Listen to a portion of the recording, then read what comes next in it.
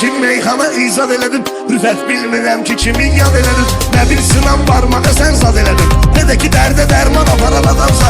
Sən üstdən pozulub yaddaşım, sən elə deyirsən ki ağrıyır başım. Sevgi şeylər bütünən qardaşım, sən də beyan üsyan aparan adamsan. Səni də aparram ora loğman olsa, ləzzət eləyər maraqlı meydan olsa. Gülhanar da söz ilə üsyan olsa, qılınc deyil qalxar aparan adamsan. Sözü yaxşı yamanın var sənin, tarih tərəfdən amanın var sənin. Rast bir eşqin imanın var sənin, həcci görüm qurban aparan adamsan.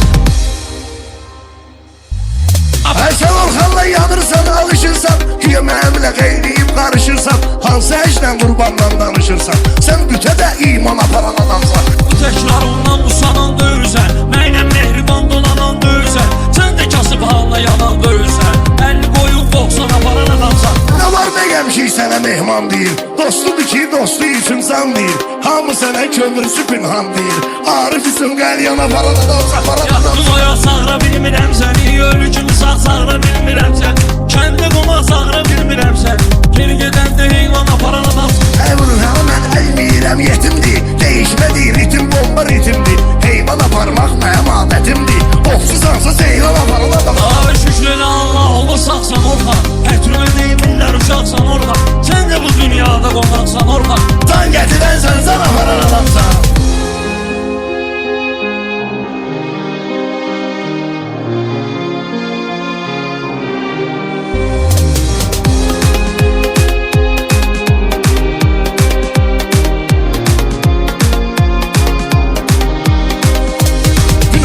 Meyxanamız izlənib, səndən bütün hər bir əməl gözlənib. Sən məsidə girdin, ahını gizlənib, hara gelirsən şeytan aparan adamsan. Ətayla Orxan süzüyle bazarmı?